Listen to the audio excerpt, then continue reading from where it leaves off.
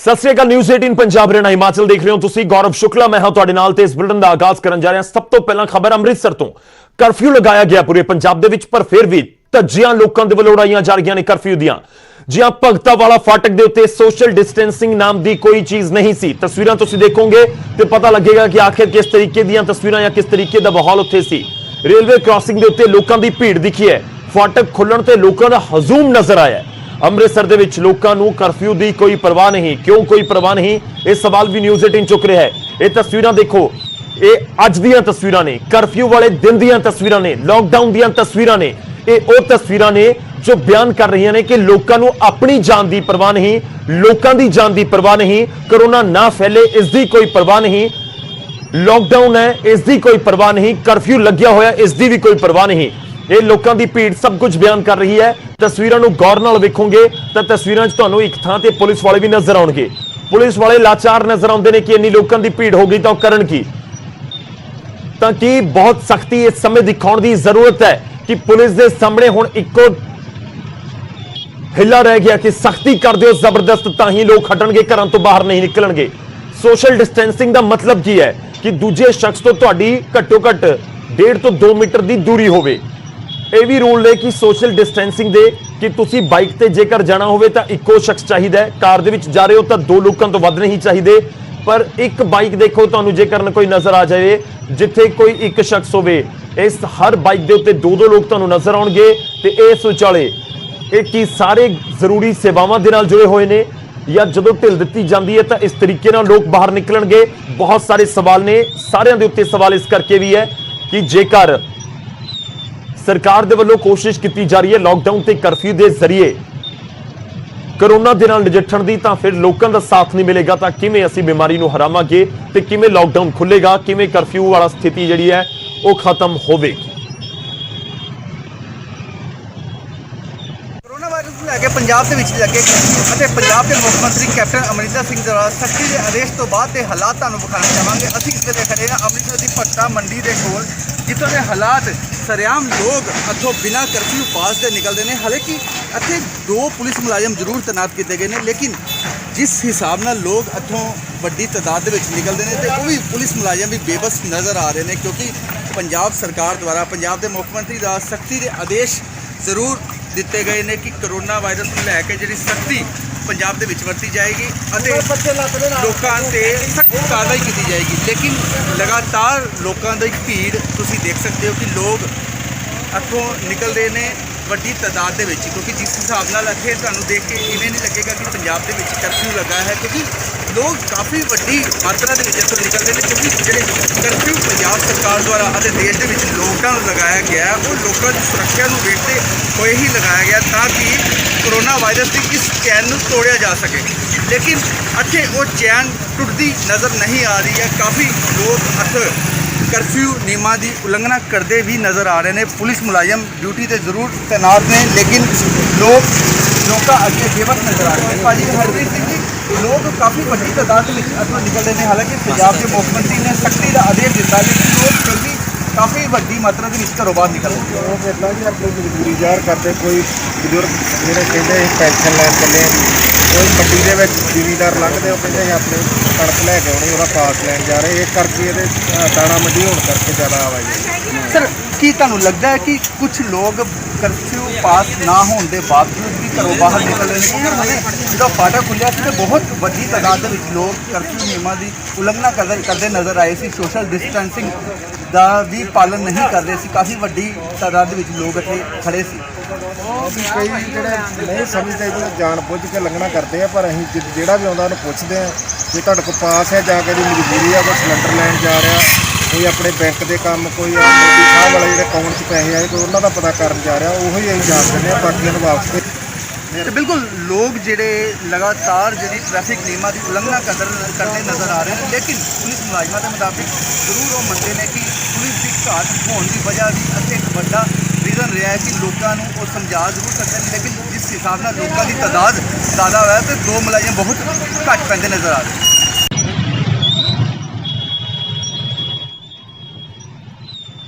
रुक करते अमृतसर तो अमित शर्मा मेरे सहयोगी साडे नाल जुड़ रहे हैं। अमित, की सख्ती हुई हुण पुलिस दी कि नहीं? ਤਸਵੀਰਾਂ ਤਾਂ ਬਹੁਤ ਪਰੇਸ਼ਾਨ ਕਰਨ ਵਾਲੀਆਂ ਨੇ ਕਿ ਕਰਫਿਊ ਨਾਮ ਦੀ ਤਸਵੀਰਾਂ 'ਚ ਕੋਈ ਚੀਜ਼ ਨਜ਼ਰ ਆਈ ਨਹੀਂ। ਜੀ ਗੌਰਵ, ਬਿਲਕੁਲ ਤੁਸੀਂ ਅਗਰ ਤਸਵੀਰਾਂ ਨੂੰ ਧਿਆਨ ਨਾਲ ਦੇਖਿਆ ਹੋਏਗਾ ਤੇ ਉਹਦੇ ਵਿੱਚ ਜਿਸ ਵੇਲੇ ਇਹ ਤਸਵੀਰਾਂ ਅਸੀਂ ਖੁਦ ਆਪਣੇ ਕੈਮਰੇ ਦੇ ਵਿੱਚ ਕੈਦ ਕੀਤੀਆਂ, ਉਸ ਵੇਲੇ ਸਿਰਫ ਤੇ ਸਿਰਫ 2 ਮੁਲਾਜ਼ਮ ਉੱਥੇ ਮੌਜੂਦ ਸੀ। ਹਾਲਾਂਕਿ ਉਹ ਵੀ ਬੇਬਸ ਨਜ਼ਰ ਆਏ ਕਿਉਂਕਿ ਪਬਲਿਕ ਜ਼ਿਆਦਾ ਸੀ ਅਤੇ ਜਿਵੇਂ ਹੀ ਫਾਟਕ ਖੁੱਲਦਾ ਤੇ ਕਾਫੀ ਲੋਕਾਂ ਦੀ ਭੀੜ ਇੱਕ ਫਾਟਕ ਕ੍ਰੋਸ ਕਰਦੀ ਹੈ। ਤੇ ਜਿਸ ਵੇਲੇ ਨਿਊਜ਼ 18 ਦੁਆਰਾ ਇਸ ਖਬਰ ਨੂੰ ਨਸ਼ਰ ਕੀਤਾ ਗਿਆ ਤੇ ਉਸ ਤੋਂ ਬਾਅਦ ਹੀ ਨਾਲ ਹੀ ਆਲਾ ਅਧਿਕਾਰੀ ਜਿਹੜੇ ਮੌਕੇ ਤੇ ਪੁੱਜੇ ਅਤੇ ਉਹਨਾਂ ਨੇ ਭੀੜ ਨੂੰ ਹਟਾਉਣ ਦੀ ਕੋਸ਼ਿਸ਼ ਕੀਤੀ ਅਤੇ ਲੋਕਾਂ ਨੂੰ ਸਮਝਾਉਂਦੇ ਵੀ ਨਜ਼ਰ ਆਏ ਤੇ ਨਾਲ ਹੀ ਜਿਹੜੇ ਲੋਕ ਬਿਨਾਂ ਕਰਫਿਊ ਪਾਸ ਤੋਂ ਬਾਹਰ ਨਿਕਲੇ ਸੀ ਉਹਨਾਂ ਦੇ ਚਲਾਨ ਕੀਤੇ ਤੇ ਨਾਲ ਹੀ ਗੱਡੀਆਂ ਬੌਂਡ ਕੀਤੀਆਂ। ਲੇਕਿਨ ਸਵਾਲ ਇੱਕੋ ਹੀ ਹੈ ਕਿ ਲੋਕ ਜਾਗਰੂਕ ਨਹੀਂ ਹਨ।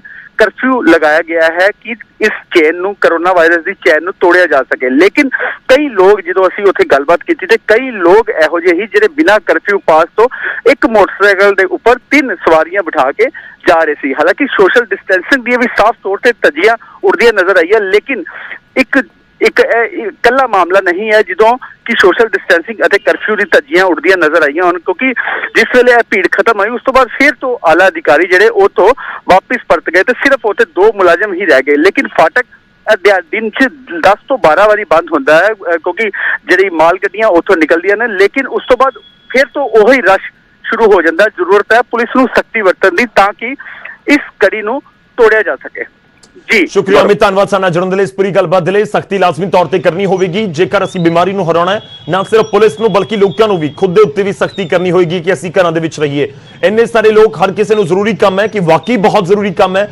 ਜ਼ਰੂਰੀ ਦਾ ਮਤਲਬ ਇਹ ਵੀ ਨਹੀਂ ਕਿ ਜੇਕਰ ਸਾਨੂੰ ਲੱਗ ਰਿਹਾ ਕਿ ਹਾਂ ਜ਼ਰੂਰੀ ਹੈ, ਬਹੁਤ ਜ਼ਿਆਦਾ ਜ਼ਰੂਰੀ ਹੋਏ, ਜੇਕਰ ਬਸ ਸਾਰੀ ਨਹੀਂ ਸਕਦਾ ਤਾਂ ਹੀ ਤੁਸੀਂ ਘਰਾਂ ਤੋਂ ਬਾਹਰ ਨਿਕਲੋ। ਇਸ ਚੀਜ਼ ਦਾ ਲਗਾਤਾਰ ਅਸੀਂ ਜ਼ਿਕਰ ਕਰ ਰਹੇ ਹਾਂ, ਪਰ ਇਹ ਤਸਵੀਰਾਂ ਸਭ ਕੁਝ ਬਿਆਨ ਕਰਦੀਆਂ ਨੇ ਕਿ ਲੋਕ ਬਾਹਰ ਨਿਕਲ ਰਹੇ ਨੇ। ਹੋ ਸਕਦਾ ਇਹਨਾਂ ਨੂੰ ਐਮਰਜੈਂਸੀ ਹੋਵੇ, ਪਰ ਕੀ ਵਾਕਈ ਹਰ ਕਿਸੇ ਨੂੰ ਐਮਰਜੈਂਸੀ ਹੋ ਗਈ? ਤੇ ਜੇਕਰ ਇੰਨੀ ਐਮਰਜੈਂਸੀ ਹੈ ਤਾਂ ਫਿਰ ਬਿਮਾਰੀ ਨੂੰ ਹਰਾਇਆ ਕਿਵੇਂ ਜਾਵੇਗਾ? ਬਿਮਾਰੀ ਵਾਲੀ ਸਥਿਤੀ ਸਭ ਤੋਂ ਵੱਧ ਐਮਰਜੈਂਸੀ ਵਾਲੀ ਹੈ, ਲੋਕਾਂ ਨੂੰ ਇਹ ਸਮਝਣਾ ਜ਼ਰੂਰ ਹੋਵੇਗਾ।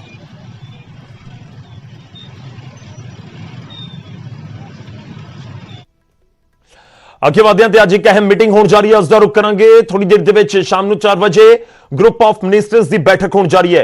ਰਾਜਨਾਥ ਸਿੰਘ ਦੀ ਅਗਵਾਈ ਦੇ ਵਿੱਚ ਇਹ ਮੀਟਿੰਗ ਹੋਣ ਜਾ ਰਹੀ ਹੈ। ਕੇਂਦਰੀ ਮੰਤਰੀ ਦੀ ਅਗਵਾਈ ਦੇ ਵਿੱਚ ਕਰੋਨਾ ਕਰਕੇ ਬਣੇ ਹਾਲਾਤ ਦੇ ਉੱਤੇ ਇਸ ਮੀਟਿੰਗ ਦੇ ਵਿੱਚ ਚਰਚਾ ਹੋਵੇਗੀ। ਲਾਕਡਾਊਨ ਤੋਂ ਬਾਅਦ ਬਣੀ ਸਥਿਤੀ ਦੇ ਉੱਤੇ ਚਰਚਾ ਹੋਵੇਗੀ। ਦੇਸ਼ ਭਰ ਦੇ ਵਿੱਚੋਂ ਮਿਲੀ ਫੀਡਬੈਕ ਦੇ ਉੱਤੇ ਵਿਚਾਰ ਕੀਤਾ ਜਾਏਗਾ। ਜ਼ਰੂਰੀ ਵਸਤੂਆਂ ਦੀ ਸਪਲਾਈ ਦਾ ਵਿਚਾਰ ਹੋਏਗਾ, ਮੁਲਾਂਕਣ ਹੋਏਗਾ ਕਿ ਕਿੰਨਾ ਕੁ ਉਸ ਦੇ ਉੱਤੇ ਕੰਮ ਹੋਇਆ, ਕਿੰਨਾ ਕੁ ਉਸ ਦੇ ਉੱਤੇ ਅੱਗੇ ਹੋਰ ਕੰਮ ਕਰਨ ਦੀ ਜ਼ਰੂਰਤ ਹੈ।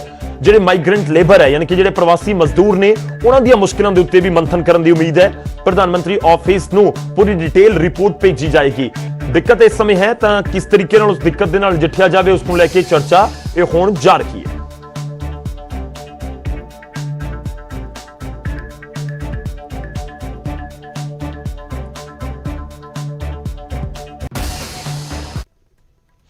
ਹੁਣ ਅੱਗੇ ਵਧਦੇ ਅਗਲੀ ਖਬਰ ਦਾ ਰੁਖ ਕਰਾਂਗੇ। ਗੱਲ ਹੋਵੇਗੀ ਹਰਿਆਣਾ ਸਰਕਾਰ ਦੀ, ਜਿਨ੍ਹਾਂ ਨੇ ਆਪਣਾ ਢਿੱਲ ਦੇਣ ਵਾਲਾ ਕਰਫਿਊ ਦੇ ਵਿੱਚ ਫੈਸਲਾ ਵਾਪਸ ਲੈ ਲਿਆ ਹੈ। ਜੀ ਹਾਂ, ਇਹ ਸੰਕੇਤ ਨੇ ਕਿ ਸਖਤੀ ਹੋਰ ਵੀ ਹੋਏਗੀ ਤੇ 3 ਤਰੀਕ ਤੋਂ ਬਾਅਦ ਨੂੰ ਕੀ ਲਾਕਡਾਊਨ ਖੁੱਲ ਜਾਏਗਾ, ਉਸ ਨੂੰ ਲੈ ਕੇ ਵੀ ਸੰਕੇਤ ਨੇ ਕਿ ਹਾਲਾਤ ਅਜਿਹੇ ਨਹੀਂ ਕਿ ਖੋਲ ਦਿੱਤੇ ਜਾਵੇ ਸਾਰਾ ਕੁਝ। ਪਰ ਤੁਹਾਨੂੰ ਦੱਸ ਦਈਏ ਕਿ ਹਰਿਆਣਾ ਦੀ ਸਰਕਾਰ ਨੇ ਯੂ ਟਰਨ ਲਿਆ ਆਪਣੇ ਫੈਸਲੇ ਦੇ ਉੱਤੇ।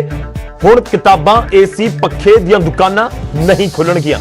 ਪਹਿਲਾਂ ਹਰਿਆਣਾ ਸਰਕਾਰ ਨੇ ਦੁਕਾਨਾਂ ਖੋਲਣ ਦਾ ਫੈਸਲਾ ਲਿਆ ਸੀ ਤੇ ਇਸ ਨੂੰ ਜ਼ਰੂਰੀ ਸੇਵਾਵਾਂ ਦੱਸਿਆ ਗਰਮੀ ਦੇ ਸੀਜ਼ਨ ਨੂੰ ਦੇਖਦੇ ਹੋਏ, ਤੇ ਦੂਜੇ ਪਾਸੇ ਬੱਚਿਆਂ ਦੇ ਜਿਹੜੀ ਪੜ੍ਹਾਈ ਦੇ ਸੀਜ਼ਨ ਨੂੰ ਦੇਖਦੇ ਹੋਏ 20 ਅਪ੍ਰੈਲ ਤੋਂ ਢਿੱਲ ਦੇਣ ਦਾ ਫੈਸਲਾ ਲਿਆ ਗਿਆ ਸੀ। ਹੁਣ ਹਰਿਆਣਾ ਸਰਕਾਰ ਨੇ ਸਖਤੀ ਰੱਖਣ ਦੇ ਹੁਕਮ ਦਿੱਤੇ ਨੇ ਕਿ ਜਿਹੜੀਆਂ ਪਹਿਲਾਂ ਸੇਵਾਵਾਂ ਸੀ ਉਹੀ ਸਿਰਫ ਜਾਰੀ ਰਹਿਣਗੀਆਂ।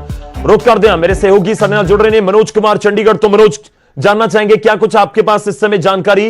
यू टर्न लेना पड़ा हरियाणा की सरकार को, कौन कौन सी सेवाओं को फिर से बंद कर दिया गया है?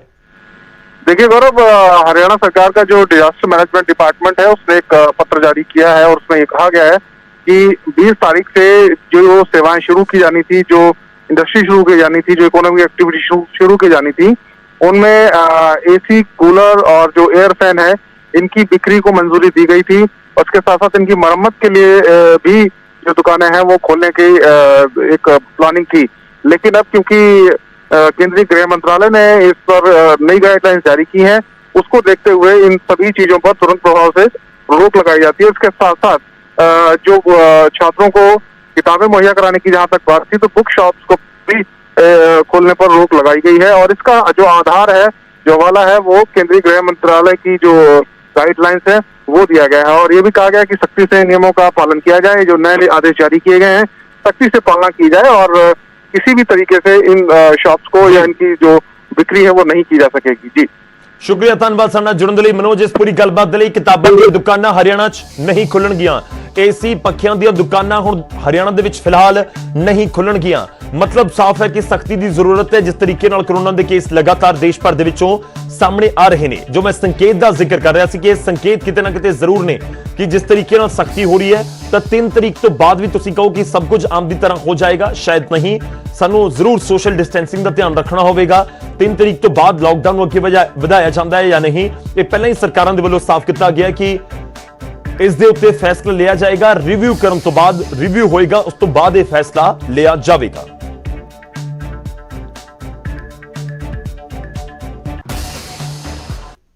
ਅਗਲੀ ਖਬਰ ਦਾ ਰੁਖ ਕਰਦੇ ਹਾਂ। ਪੰਜਾਬ ਨੂੰ ਕੋਰੋਨਾ ਸੰਕਟ ਤੋਂ ਉਭਾਰਨ ਦੀ ਕਵਾਇਦ ਵੀ ਲਗਾਤਾਰ ਜਾਰੀ ਹੈ। ਆਰਥਿਕ ਨੁਕਸਾਨ ਦੇ ਉੱਤੇ ਮੁੜ ਤੋਂ ਅੱਜ ਮੰਥਨ ਹੋਣ ਜਾ ਰਿਹਾ ਹੈ। ਥੋੜੀ ਦੇਰ ਦੇ ਵਿੱਚ ਮੰਤਰੀਆਂ ਦੀ ਕਮੇਟੀ ਦੀ ਇਹ ਦੂਜੀ ਬੈਠਕ ਹੋਣ ਜਾ ਰਹੀ ਹੈ, ਜਿਸ ਦੇ ਵਿੱਚ ਮਨਪ੍ਰੀਤ ਬਾਦਲ, ਤ੍ਰਿਪਤ ਰਜਿੰਦਰ ਬਾਜਵਾ, ਸੁਖਜਿੰਦਰ ਸਿੰਘ ਰੰਧਾਵਾ ਸ਼ਾਮਿਲ ਹੋਣਗੇ ਤੇ ਖਰਾਬ ਮਾਲੀ ਹਾਲਤ ਨੂੰ ਸੁਧਾਰਨ ਦੇ ਉੱਤੇ ਚਰਚਾ ਹੋਵੇਗੀ। ਕੋਰੋਨਾ ਦੀ ਵਜ੍ਹਾ ਦੇ ਨਾਲ ਲਾਜ਼ਮੀ ਤੌਰ ਤੇ ਇੱਕ ਵੱਡਾ ਝਟਕਾ ਪੂਰੀ ਅਰਥਚਾਰੇ ਨੂੰ ਲੱਗਿਆ। ਨਾ ਸਿਰਫ ਪੰਜਾਬ ਬਲਕਿ ਪੂਰਾ ਦੇਸ਼ ਤੇ ਪੂਰੀ ਦੁਨੀਆ ਇਸ ਕ੍ਰਾਈਸਿਸ ਦੇ ਵਿੱਚੋਂ ਨਿਕਲ ਰਹੀ ਹੈ ਤੇ ਕਿਸ ਤਰੀਕੇ ਨਾਲ ਵਾਪਸ ਬਾਹਰ ਆਇਆ ਜਾ ਸਕੇ ਉਸ ਦੇ ਉੱਤੇ ਮੰਥਨ ਹੋਵੇਗਾ। ਮੰਤਰੀ ਅੱਜ ਬੈਠਣਗੇ, ਮੰਥਨ ਕਰਨਗੇ।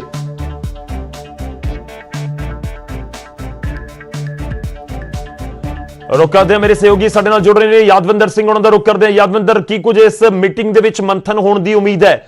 ਕਿਉਂਕਿ ਇਕਨੋਮਿਕਲ ਜਿਹੜਾ ਕ੍ਰਾਈਸਿਸ ਹੈ ਇਸ ਸਮੇਂ ਉਹ ਸਾਰੀ ਦੁਨੀਆ ਦੇ ਸਾਹਮਣੇ ਆ, ਲਾਜ਼ਮੀ ਤੌਰ ਤੇ ਪੰਜਾਬ ਦੇ ਸਾਹਮਣੇ ਵੀ, ਕਿਉਂਕਿ ਪੰਜਾਬ ਤਾਂ ਪਹਿਲਾਂ ਹੀ ਸਰਕਾਰ ਸਾਫ਼ ਕਰਦੀ ਰਹੀ ਹੈ ਕਿ ਵਿੱਤੀ ਹਾਲਾਤ ਬਹੁਤ ਮਾੜੇ ਨੇ। ਦੇਖੋ ਗੌਰਵ, ਅਸਲ 'ਚ ਜਿਵੇਂ ਤੁਸੀਂ ਜ਼ਿਕਰ ਕੀਤਾ ਕਿ ਪੂਰੀ ਦੁਨੀਆ 'ਚ ਇਕਨੋਮਿਕ ਕ੍ਰਾਈਸਿਸ ਆ, ਦੇਸ਼ 'ਚ ਵੀ ਆ ਤੇ ਪੰਜਾਬ 'ਚ ਵੀ ਹੈ। ਉਹਦੇ 'ਚ ਕੋਸ਼ਿਸ਼ ਇਹ ਹੋ ਰਹੀ ਹੈ ਕਿ ਪੂਰੀ ਦੁਨੀਆ ਦੇ ਅੰਦਰ ਜੇ ਤੁਸੀਂ ਸਿਸਟਮ ਦੇਖੋਗੇ, ਜਿਹੜੀਆਂ ਫੈਡਰਲ ਗਵਰਨਮੈਂਟ ਨੇ ਔਰ ਜਿਹੜੀਆਂ ਪ੍ਰੋਵਿੰਸ਼ੀਅਲ ਗਵਰਨਮੈਂਟ ਨੇ, ਯਾਨੀ ਜਿਹੜੀਆਂ ਸੂਬਾ ਸਰਕਾਰਾਂ ਨੇ ਤੇ ਕੇਂਦਰ ਸਰਕਾਰਾਂ, ਉਹ ਮਿਲ ਕੇ ਕੰਮ ਕਰ ਰਹੀਆਂ ਔਰ ਕੇਂਦਰ ਸਰਕਾਰ ਆ ਜਿਹੜੀ ਉਹ ਸੂਬਾ ਸਰਕਾਰਾਂ ਦੀ ਮਦਦ ਕਰ ਰਹੀ ਹੈ।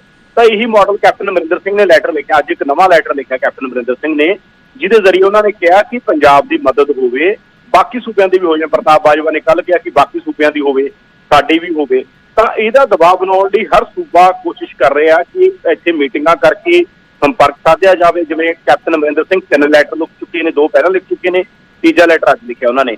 ਉਸ ਤਰ੍ਹਾਂ ਮੰਤਰੀ ਜਿਹੜੇ ਅਰੋੜਾ ਨੇ, ਇੰਡਸਟਰੀ ਮਿਨਿਸਟਰ, ਉਹਨਾਂ ਨੇ ਸਿੱਧਾ ਦੱਸਿਆ ਕਿ ਉਹਨਾਂ ਨੇ ਪਿਊਸ਼ ਮਿਸ਼ਰਾ ਨੂੰ ਕਾਲ ਕੀਤੀ ਹੈ, ਸਮ੍ਰਿਤੀ ਇਰਾਨੀ ਨਾਲ ਗੱਲਬਾਤ ਕੀਤੀ ਹੈ, ਨਿਤਨ ਗਡਕਰੀ ਨਾਲ ਗੱਲਬਾਤ ਕੀਤੀ ਹੈ ਕਿ ਕਿਸ ਤਰ੍ਹਾਂ ਪੰਜਾਬ ਨੂੰ ਕੋਈ ਰਾਹਤ ਮਿਲੇ, ਕਿਉਂਕਿ 3 ਮਹੀਨਿਆਂ ਦੇ ਅੰਦਰ ਤੁਹਾਨੂੰ ਵੀ ਪਤਾ ਬਹੁਤ ਵੱਡਾ ਨੁਕਸਾਨ ਪੰਜਾਬ ਦੀ ਇਕਨੋਮੀ ਦਾ ਹੋ ਚੁੱਕਿਆ। ਤਾਂ ਇਹ ਕਿਵੇਂ ਰਿਵਾਈਵ ਹੋਵੇ, ਔਰ ਖਾਸ ਤੌਰ ਤੇ ਜਦੋਂ ਲਾਕਡਾਊਨ ਖਤਮ ਹੋ ਜਾਏਗਾ ਉਦੋਂ ਹੋਰ ਵੱਡਾ ਸੰਕਟ ਖੜਾ ਹੋਏਗਾ, ਕਿਉਂਕਿ ਲੇਬਰ ਨਹੀਂ ਹੋਏਗੀ, ਬਹੁਤ ਸਾਰੇ ਕ੍ਰਾਈਸਿਸ ਹੋਣਗੇ। ਤਾਂ ਉਹਦੀ ਪਲੈਨਿੰਗ ਹੁਣੇ ਤੋਂ ਜਾਰੀ ਹੈ। ਇਸੇ ਕਰਕੇ ਕੈਪਟਨ ਅਮਰਿੰਦਰ ਸਿੰਘ ਨੇ ਜਿਹੜੀ ਇਹ ਕੈਬਨਿਟ ਦੀ ਸਬ ਕਮੇਟੀ ਬਣਾਈ ਹੈ ਫਾਈਨਾਂਸ ਦੇ ਉੱਤੇ, ਯਾਨੀ ਆਰਥਿਕ ਮਸਲਿਆਂ ਦੇ ਉੱਤੇ। ਇਹ ਕਮੇਟੀ ਹੈ ਜਿਹੜੀ ਇਹ ਸਾਰੇ ਮਸਲੇ ਦਾ ਰਿਵਿਊ ਕਰ ਰਹੀ ਹੈ, ਕੇਂਦਰ ਨਾਲ ਵੀ ਸੰਪਰਕ 'ਚ ਹੈ, ਪੰਜਾਬ ਦੇ ਅੰਦਰ ਕਿਸ ਤਰ੍ਹਾਂ ਦੇ ਹਾਲਾਤ ਨੇ ਫੀਡਬੈਕ ਲੈ ਰਹੀ ਹੈ ਪੂਰੇ ਪੰਜਾਬ ਤੋਂ, ਤਾਂ ਕਿ ਪੰਜਾਬ ਦੀ ਆਰਥਿਕਤਾ ਨੂੰ ਪਟੜੀ ਤੇ ਲਿਆਂਦਾ ਜਾ ਸਕੇ ਜਦੋਂ ਲਾਕਡਾਊਨ ਖਤਮ ਹੋਵੇ।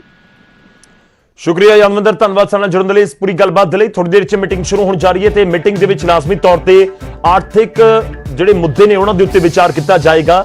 ਇਸ ਸਮੇਂ ਇਕਨੋਮੀ ਨੂੰ ਕਿਸ ਤਰੀਕੇ ਨਾਲ ਉਭਾਰਿਆ ਜਾਵੇ ਜਾਂ ਲਾਕਡਾਊਨ ਖਤਮ ਹੋਣ ਤੋਂ ਬਾਅਦ ਕੀ ਕੁਝ ਕਦਮ ਚੁੱਕੇ ਜਾਣ, ਉਸ ਦੇ ਲਈ ਮੰਥਨ ਚਰਚਾ ਇਸ ਮੀਟਿੰਗ ਦੇ ਦੌਰਾਨ ਹੋਵੇਗੀ।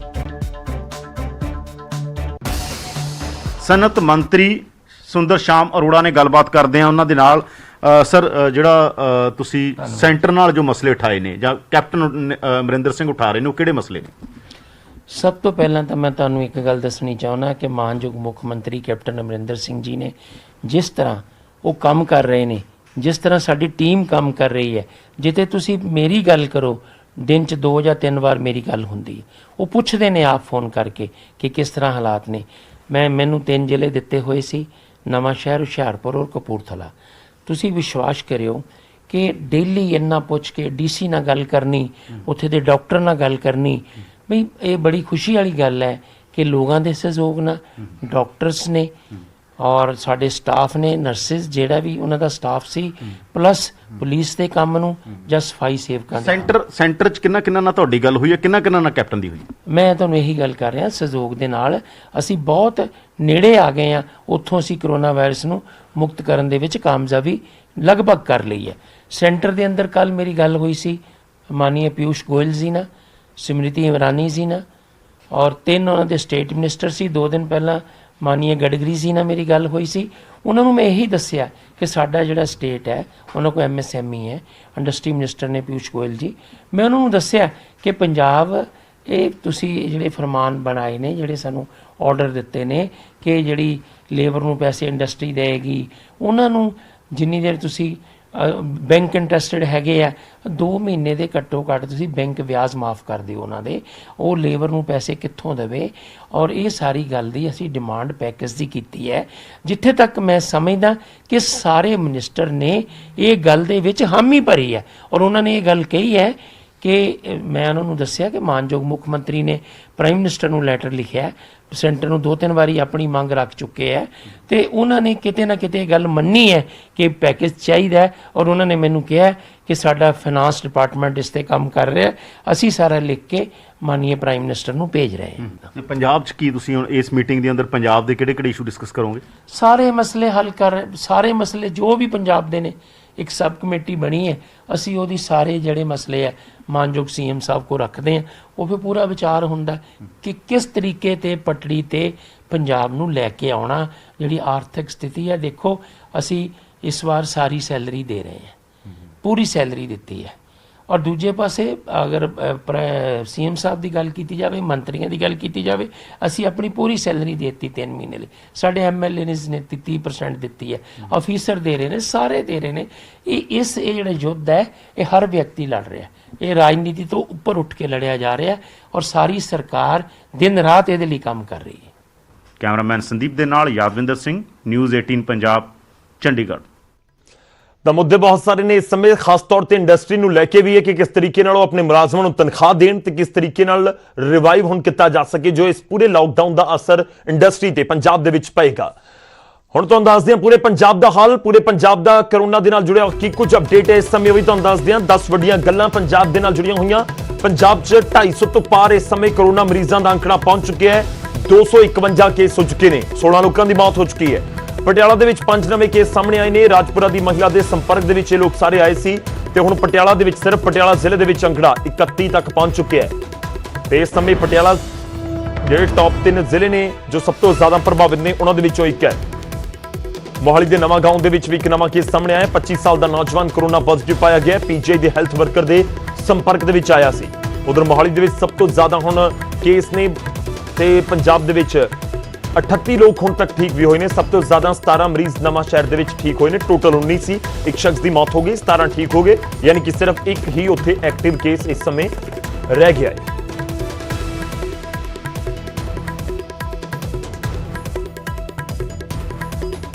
ਤੇ ਸਾਰੇ ਜ਼ਿਲ੍ਹਿਆਂ ਦਾ ਵੀ ਹਾਲ ਤੁਹਾਨੂੰ ਦੱਸਦੇ ਹਾਂ ਇਸ ਮੈਪ ਦੇ ਜ਼ਰੀਏ। ਤੇ ਸਭ ਤੋਂ ਜ਼ਿਆਦਾ ਕੇਸ ਇਸ ਸਮੇਂ ਮੋਹਾਲੀ ਦੇ ਵਿੱਚ, ਉਹ ਵੀ ਤੁਹਾਨੂੰ ਅਸੀਂ ਦੱਸ ਰਹੇ ਹਾਂ। ਤੇ ਹੋਰ ਤੁਹਾਡੇ ਜ਼ਿਲ੍ਹੇ ਦੇ ਵਿੱਚ ਕਿੰਨੇ ਕੇਸ ਨੇ ਉਹ ਵੀ ਤੁਹਾਡੇ ਤੱਕ ਪਹੁੰਚਾਵਾਂਗੇ।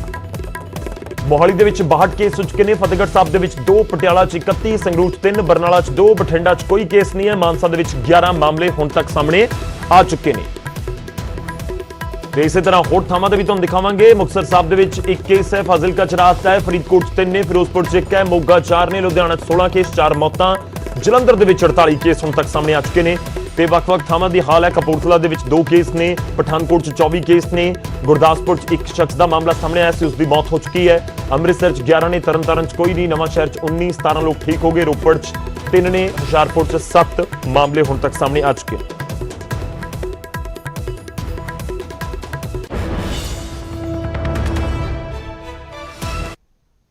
ਅਗਲੀ ਖਬਰ ਦਾ ਰੁਖ ਕਰਦੇ ਹਾਂ। ਖਬਰ ਬਠਿੰਡਾ ਤੋਂ। ਕਰਫਿਊ ਤੋੜਨ ਵਾਲਿਆਂ ਦੀ ਹੁਣ ਖੈਰ ਨਹੀਂ। ਜਿਹਾਂ ਕਰਫਿਊ ਦੀ ਉਲੰਘਣਾ ਕਰਨ ਵਾਲਿਆਂ ਨੂੰ ਬਠਿੰਡਾ ਪੁਲਿਸ ਸਬਕ ਸਿਖਾ ਰਹੀ ਹੈ ਵੱਖਰੇ ਤਰੀਕੇ ਦੇ ਨਾਲ। ਬਠਿੰਡਾ 'ਚ ਪੁਲਿਸ ਨੇ ਉਹਨਾਂ ਤੋਂ ਝਾੜੂ ਲਗਵਾਇਆ ਤੇ ਸ਼ਹਿਰ ਦੀ ਸਾਫ਼ ਸਫਾਈ ਕਰਵਾਈ ਗਈ ਜੋ ਬਿਨਾਂ ਵਜ੍ਹਾ ਬੇਮਤਲਬ ਬਾਹਰ ਨਿਕਲ ਰਹੇ ਸੀ ਤੇ ਅਗਲੀ ਵਾਰ ਗਲਤੀ ਕਰਨ ਦੇ ਉੱਤੇ ਕਾਰਵਾਈ ਦੀ ਚੇਤਾਵਨੀ ਵੀ ਦਿੱਤੀ ਗਈ। ਤਾਂ ਇਹ ਨਵਾਂ ਤਰੀਕਾ ਪੁਲਿਸ ਦੇ ਵੱਲੋਂ ਕੱਢਿਆ ਗਿਆ ਹੈ ਕਿ ਲੋਕਾਂ ਨੂੰ ਸਖਤੀ ਦੀ ਪਰਿਭਾਸ਼ਾ ਸਮਝਾਈ ਜਾਵੇ ਕਿ ਸਖਤੀ ਹੈ, ਤੁਸੀਂ ਬਾਹਰ ਨਾ ਨਿਕਲੋ, ਬਹੁਤ ਜ਼ਿਆਦਾ ਐਮਰਜੈਂਸੀ ਹੈ, ਕਰਫਿਊ ਪਾਸ ਹੈ ਤੁਹਾਡੇ ਕੋਲ ਤਾਂ ਹੀ ਤੁਸੀਂ ਬਾਹਰ ਆ ਸਕਦੇ ਹੋ, ਜਾਂ ਜੇਕਰ ਤੁਸੀਂ ਐਮਰਜੈਂਸੀ ਸੇਵਾਵਾਂ ਦੇ ਨਾਲ ਜੁੜੇ ਹੋਏ ਹੋ। ਤੇ ਲੋਕਾਂ ਤੋਂ ਝਾੜੂ ਲਗਵਾਇਆ ਗਿਆ। ਜਿਹੜੇ ਲੋਕ ਉੱਥੇ ਆ ਗਏ ਤੇ ਨਹੀਂ ਦੱਸ ਸਕੇ ਕਿ ਉਹਨਾਂ ਨੂੰ ਕੀ ਐਮਰਜੈਂਸੀ ਸੀ, ਉਹਨਾਂ ਨੂੰ ਘਰ ਤੋਂ ਬਾਹਰ ਆਉਣਾ ਪੈ ਗਿਆ, ਤਾਂ ਫਿਰ ਉਹਨਾਂ ਨੂੰ ਉੱਥੇ ਰੋਕਿਆ ਗਿਆ ਕਿ ਤੁਹਾਨੂੰ ਐਮਰਜੈਂਸੀ ਦਾ ਕੋਈ ਨਹੀਂ, ਚਲੋ ਹੁਣ ਤੁਸੀਂ ਕੰਮ ਕਰੋ ਇੱਥੇ। ਤਾਂ ਉਹਨਾਂ ਤੋਂ ਸੜਕ ਦੇ ਉੱਤੇ ਝਾੜੂ ਲਗਵਾਇਆ ਗਿਆ, ਸ਼ਹਿਰ ਦੀ ਸਾਫ਼ ਸਫਾਈ ਕਰਵਾਈ ਗਈ। ਤਾਂ ਲੱਗ ਰਿਹਾ ਕਿ ਪੁਲਿਸ ਸ਼ਾਇਦ ਵੱਖ-ਵੱਖ ਥਾਵਾਂ ਤੇ ਨਾਕੇ ਲਗਾਏਗੀ ਕਿ ਘੱਟੋ-ਘੱਟ ਸਾਰੇ ਸ਼ਹਿਰ ਦੀ ਸਫਾਈ ਤਾਂ ਹੋ ਜਾਏ। ਸ਼ਾਇਦ ਲੋਕ ਤਾਂ ਨਹੀਂ ਇਸ ਚੀਜ਼ ਨੂੰ ਸਮਝ ਰਹੇ ਤੇ ਇਹ ਵੀ ਚੇਤਾਵਨੀ ਦਿੱਤੀ ਗਈ ਹੈ ਕਿ ਪਹਿਲੀ ਵਾਰ ਛੱਡ ਦਿੱਤਾ ਗਿਆ, ਅਗਲੀ ਵਾਰ ਨਹੀਂ ਛੱਡਾਂਗੇ। ਅਗਲੀ ਵਾਰ ਜੇ ਇਸ ਤਰੀਕੇ ਨਾਲ ਆਏ ਤਾਂ ਝਾੜੂ ਨਹੀਂ ਫਿਰ ਕਾਰਵਾਈ ਹੋਏਗੀ। ਇਹ ਵੀ ਤੁਹਾਨੂੰ ਦੱਸ ਦਈਏ ਕਿ ਬਠਿੰਡਾ 'ਚ ਹੁਣ ਤੱਕ ਕੋਈ ਮਾਮਲਾ ਸਾਹਮਣੇ ਨਹੀਂ ਆਇਆ ਤੇ ਇਸ ਵਿਚਾਲੇ ਸਖਤੀ ਦੀ ਜ਼ਿਆਦਾ ਜ਼ਰੂਰਤ ਹੋ ਜਾਂਦੀ ਹੈ ਕਿ ਇਸ ਪੂਰੇ ਜ਼ਿਲ੍ਹੇ ਨੂੰ ਗ੍ਰੀਨ ਜ਼ੋਨ ਦੇ ਵਿੱਚ ਹੀ ਰੱਖਿਆ ਜਾ ਸਕੇ। ਲੋਕਾਂ ਦੀ ਲਾਜ਼ਮੀ ਤੌਰ ਤੇ ਉੱਥੇ ਮਦਦ ਦੀ ਜ਼ਰੂਰਤ ਪੁਲਿਸ ਨੂੰ ਵੀ ਹੋਵੇਗੀ।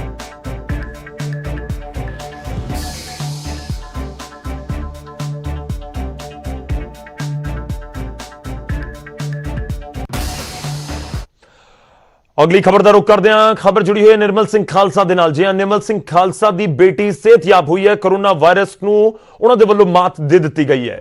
ਜਲੰਧਰ ਦੇ ਹਸਪਤਾਲ ਦੇ ਵਿੱਚ ਉਹਨਾਂ ਦਾ ਇਲਾਜ ਚੱਲ ਰਿਹਾ ਸੀ। ਨਿਰਮਲ ਸਿੰਘ ਖਾਲਸਾ ਦੀ ਕੋਰੋਨਾ ਦੀ ਵਜ੍ਹਾ ਦੇ ਨਾਲ ਮੌਤ ਹੋਈ ਸੀ। ਉਸ ਤੋਂ ਬਾਅਦ ਉਹਨਾਂ ਦੇ ਪਰਿਵਾਰਕ ਮੈਂਬਰਾਂ ਦਾ ਵੀ ਟੈਸਟ ਕੀਤਾ ਗਿਆ ਤੇ ਬੇਟੀ ਦੀ ਰਿਪੋਰਟ ਪੋਜ਼ਿਟਿਵ ਆਈ ਸੀ।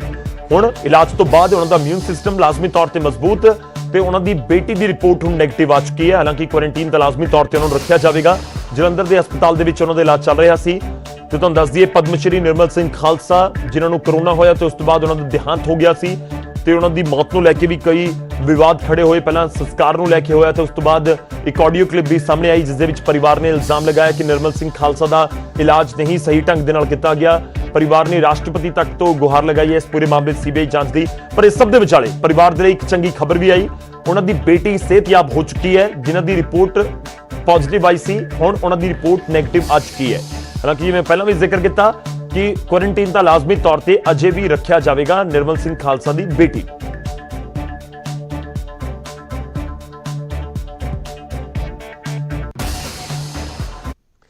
ਤੇ ਫਿਲਹਾਲ ਇਸ ਬੁਲੇਟਿਨ ਦੇ ਵਿੱਚ ਇੰਨਾ ਹੀ। ਇਜਾਜ਼ਤ ਦਿਓ।